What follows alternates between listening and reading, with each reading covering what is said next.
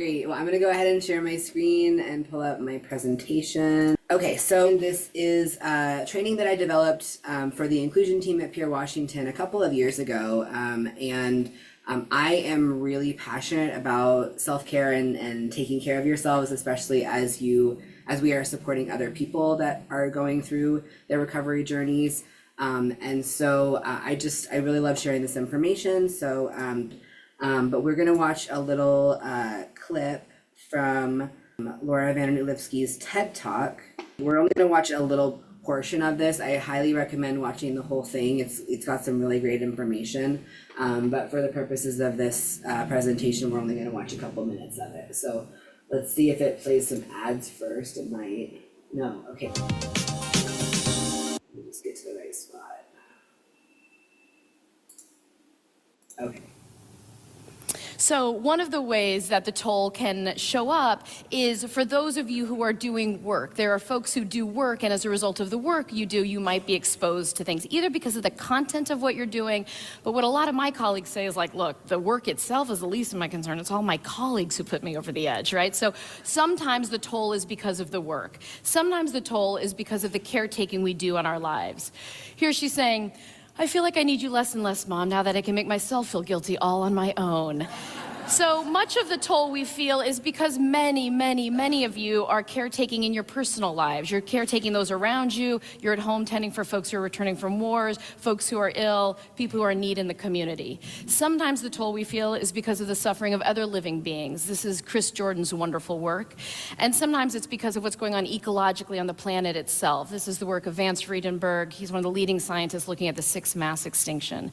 But what we know is that when humans are exposed to suffering, hardship, crisis, trauma of humans, other living beings, or the planet itself, there's a cumulative toll. And there's a toll on us individually, there's a toll on your immediate relationships, there's a toll organizationally for those of you who have this exposure in your work, institutionally, systemically. We see it in movements we're a part of, we're seeing it throughout all of our communities and society as a whole. She's saying, speaking personally, I haven't had my day and I've never met any dog who has. The other piece of this that's very important, at least when I do this work, is it's always held in a larger context of systematic oppression. You know this so well, but a reminder that the degree to which you're impacted by the lives you're living and the work you're doing is intimately tied to the fact that we're in a society with so much supremacy. And if we're in a society where there's no oppression, there's no racism, sexism, homophobia, heterosexism, ageism, ableism, classism, and xenophobia, so much of the suffering we are tending to wouldn't exist, and the remaining bits that exist in life, we would all be affected by that so differently. Okay, so there's a lot more to that, and I definitely recommend you watch that. I'll put the link in the chat when I'm done with the presentation, but that's the piece that I wanted to kind of touch on was that cumulative toll piece. So why is it important to practice self-care when working in the peer field? So like Laura mentioned in that clip, there is that cumulative toll, which can lead to burnout. And that can be a really debilitating experience. And there's also vicarious trauma. Vicarious trauma is very real when we're supporting folks and hearing their trauma histories. That can affect us. And so just recognizing that vicarious trauma can be really impactful. And all of these things can lead to decision fatigue and cognitive overload, which can lead to impaired executive functioning, forgetting to pay bills, things like that, more irritability, more hostility. I know that when I'm leaning towards burnout, I tend to be more irritable, I tend to be grumpier and have less patience. I'm also tend to be more forgetful and distracted, not present.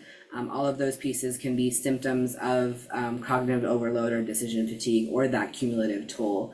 And then also just experiencing everything more intensely and having your attention divided, not being able to stay present maybe with the people that you're working with or even with your family and your loved ones. And then I just wanted to mention, why this stuff is so important to me. So I am someone that lives with bipolar disorder. And part of my experience with bipolar disorder includes symptoms of psychosis. And so for me, if I don't take care of myself very intentionally every single day, I can start losing touch with reality. I can start seeing and hearing things that aren't really there, and that can be really scary. And so for me, I have to really be very intentional about getting enough sleep, getting enough food, meditating every morning, journaling every night, tracking my moods, taking my medications. All of these pieces are very, very important to just my basic kind of being able to show up every day as my best self. And so for me, self-care is not really an optional thing. It's something that I have to do to be able to show up on a daily basis. And I know that as someone with bipolar disorder, I have a kind of a lower tolerance for self-neglect than maybe some other folks do. But I just kind of use that as a way to highlight why that intentional self-care is so important. So here's a list of ways that we can work to combat that decision fatigue, cognitive overload, cumulative toll. So first thing that Laura Dernoot Lipsky mentions is letting go of non-essential decisions. So if you have a decision that you need to make and it's not really essential, it's not something that you absolutely have to decide right now, put it aside, whether that be for the moment or forever, but just allowing yourself to let go of those non-essential decisions. Minimizing that likelihood of wandering attention, focusing on one thing at a time, which can be really challenging with the work that we do, but it can be really helpful as well. Maximizing the effectiveness of breaks, so really taking your breaks throughout the day. Those are so important. Allowing yourself to actually take a lunch break. When you take a lunch break, maybe turning off your computer screens or stepping away from your computer so that you're not tempted to do some more work while you're on your lunch break. I'm really bad at this. I eat in my office, and I am kind of a hypocrite in saying all these things, but it's also a good reminder just to be mindful of those things. I also just kind of like putting on silly Netflix reality shows while I'm on my lunch break, so that I'm not focusing on work. I'm just focusing on something else outside of what my job is. Being mindful of that cortisol and adrenaline, noticing in your body where you feel that, if you notice fight or flight response coming up, noticing where that feels for you. For me, I notice it first in my belly. I start noticing kind of a burning in my stomach, and I'm like, ooh, that's kind of a notice that something is going on that's triggering my fight or flight response. I notice it in my chest and my head as well, but the first for me is in that belly. Lowering your urgency and maintaining perspective. So remembering that even though some things can feel like a crisis, we have to be really mindful of our sense of urgency. That sense of urgency is actually a white supremacist ideal, and so when you drop that, when you kind of lower that urgency, you're challenging that ideal as well, and then maintaining that perspective. Practicing holistic health, so really paying attention to your nutrition, your hydration, getting enough exercise, physical movement if you're able to do that, spending time outside. This photo is actually from a state park that's just about 5 minutes from my house. It's called Lake Sylvia State Park, and spending time in nature alone with the trees is one of my number one coping mechanisms. It's how I kind of recharge and refill my cup. And so whatever that does that for you, you can figure that out. Everyone is different, but for me, spending time outside is the number one thing. And then nervous system resets, things like acupuncture, taking a cold shower, mindfulness practices, spending time with animals. All of these things can reset your nervous system and cause you to calm down a little bit, and get that fight or flight to calm. Here's some more things you can avoid impulsive decisions. So I know sometimes when I'm overwhelmed or feeling that kind of edge of burnout, I just want to make a decision and get it done with, and just be like, okay, I'm doing this. Especially with like purchases, things like that, really being mindful that you're not acting impulsively just because you're overwhelmed. Frontlining during high mental acuity times. What this means is checking in with yourself and noticing, when does my brain work the best? When am I most focused? When am I most grounded? For me, it's the morning. I tend to be more kind of focused on, especially writing and meetings and things like that. I tend to be more alert during the morning. And so I'm going to front load some of those harder tasks to the morning, because I know that's when my brain works best. Everyone is different, so really figuring out what works best for you. Habits can be really, really helpful. Implementing those habits. I have a habit of meditating first thing when I wake up. Before I touch my phone, before I do anything, I meditate 15 minutes every morning. And that's a habit that I've gotten into since 2020, since the pandemic. And so just implementing whatever those habits are, habits can be really helpful to kind of get you to do those things that you may not want to do, just like brushing your teeth before you go to bed. You know, it's an annoying thing that we have to do to take care of ourselves. This is something I teach my stepson often, is like, it's annoying to have to take care of yourself. It's bodies are hard and it's a lot to manage, but it is something that when you do take care of yourself, it really does help. And then especially when it comes to work and the work that we do, checking in with yourself and asking, why am I doing what I'm doing? If you're leaning towards burnout, if you're starting to feel overwhelmed by the work that you're doing, asking yourself, why is it that I do this work? What am I passionate about? That can sometimes bring you back to the reasonings as to why you got into the field and why you want to continue doing the work and why it's important to take care of yourself so that you can continue to do the work. And also knowing when to call it a wrap. So rather than trying to push yourself when you are overwhelmed or you're overworked or you're stressed out, allowing yourself to say, you know what, I've done my best today. I'm going to go home. I'm going to get a good night's sleep. I'm going to try this again in the morning. Allowing yourself to call it quits for the day. And then gratitude. So noticing what's going well. This is another practice, another habit that I've implemented every day in my journal. At the end of the day, I write at least one thing that I'm grateful for. And, you know, gratitude, it's one of those buzzwords that is pushed out there, just like self-care, where it's like, oh yeah, just do this and everything will be fine.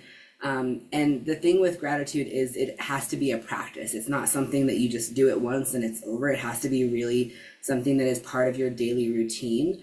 And the thing that I, you know, really acknowledge is that life is really challenging and sometimes it's really hard to find things that are to be grateful for. And there's always something to be grateful for, even if it's just your breath, even if it's just the fact that you are alive. You know, that's something that for a long part of my life, I wasn't grateful for, but I think that it is to have that breath, to be alive, that is something to be grateful for. And so just paying attention to, you know, what's going well. And then sleep, like I mentioned, that's like the number one thing for me that helps me maintain my sense of groundedness and not go into that psychosis. For me, if I don't get at least 7 hours of sleep for 3 nights in a row, that's a signal for me that I need to take that fourth day off work and I need to intentionally get some rest. I need to sleep in. I need to let myself get enough rest, because if I don't, I will start feeling manic and then I will start having psychosis. And so this is kind of a system that I developed with myself. Everyone is different. Everyone requires different amount of sleep, but I think sleep can be really, really helpful when we're taking care of ourselves. So here's some ways that I have you practice intentional self-care, and then also this again comes from all of the Trauma Stewardships Institute. So protecting your mornings or whenever you wake up. That's one thing. Rather than jumping onto social media first thing when you first wake up out of bed, allowing yourself to orient to home. That's why I like to meditate before I get on my phone. I really try to protect that part of your day when you're first waking up, and having that less cortisol and more intentionality can be really impactful. Going outside or looking outside. So that's, you know, it offers perspective, context, and something larger than this. I love going outside in nature and looking up at the trees and just thinking about how small I really am in context of the bigger things. You know, it can be really humbling to realize how small we really are. At least, and that can be a grounding thing for me. Being active, avoiding stagnation, whatever this looks like for you in body, mind, or spirit. So just being active and allowing yourself to have that movement, however you're able to do that. Cultivating relationships that are edifying and healthy. Those other folks that we connect with can be such a helpful piece of our self-care, and really connecting. Community is a huge piece of feeling connected to the work that we're doing as well. Nurturing gratitude, like I mentioned. So asking yourself, what is one thing right now that is going well Something else that I used to do, I haven't done it recently, but something that I used to do for a couple of years during the pandemic was I would light a candle before I went to bed every night. And when I lit that candle, I would say, I'm grateful for a roof over my head, for food in my belly, and for hope in my heart. And during that time, that was a time when things were really, my family was really struggling, and we were lucky if we were able to make rent every month. And so to be grateful for that roof and grateful for the food, which most of the food was from the food bank at that point. But it was, I was always grateful to have those resources. So really focusing on that gratitude. And then detoxing when you need to, limiting news and social media. It is very important to pay attention to what's going on in the world today. And it can also be really difficult to handle all of the things that are going on. As a trans person, my community is under attack. And so I have to be really mindful of what type of news and social media I take in. Like I said, it is important to pay attention, and it's also important to be mindful of how it's affecting you. Spending time with animals, if you're not allergic, spending time with animals can be really helpful. We have 4 cats at my house, and they are a really lovely distraction when things get tense and heated. It's nice to just be able to look at the cat and be like, look how beautiful she is. That can lower stress hormones and increase that comfort. And then metabolizing everything that you're experiencing. So re-regulating your nervous system, whatever that looks like. Something that I did often when I don't do a lot of direct service these days. I'm more behind the scenes, but when I was doing direct service, that works really hard. And one of the things that I would do often, because I am a tree person, is I would go out to a tree that I liked at a park or in my backyard, and I would physically touch the tree, and I would kind of visualize all of the stress and all of the trauma and all of the things that I was carrying from the people that I was supporting. And I would imagine that flowing out of my hands and into the tree and giving it to the earth, and just allowing the earth to take on that pain and that trauma, because I may not have the strength to carry it all, but the earth definitely does. And so whatever that looks like for you, metabolizing those experiences, but allowing yourself to process and release those things that you're carrying, because I know doing this work is very challenging. And it can be really emotionally, heavy. And so allowing yourself to let go of those things can be really important. So simplifying, just like I mentioned before. Admiring art, that can be another thing that we can do to take care of ourselves. It kind of gives us that feeling of being transported to another place. Art can really save lives in some situations. Laughter is really lovely. Pure humor can be a sustaining force. I've personally been really loving Josh Johnson's weekly YouTube videos. He does a really great stand-up comedy. Anyway, laughter can be really, really helpful. It's important to have a sense of humor when you're doing this work, for sure. And then being realistic with yourself and compassionate with yourself, being mindful of the quality of your presence. You give so much to others, and so it's important to take care of yourself. And then fostering humility and extending grace. So just keeping in mind that self-righteousness and excessive pride, feeling like you know what's best, is not really helpful, and it doesn't really serve anyone. Again, sleeping, cleansing and repairing the brain and body, and then clarifying intentions. So asking yourself, how can I refrain from causing harm? How can I contribute meaningfully? Why, again, that question, why am I doing what I'm doing? So really checking in with yourself. And then this is just where I got all this information. And then I'm going to end with a quote from Audre Lorde. I have come to believe that caring for myself is not self-indulgent.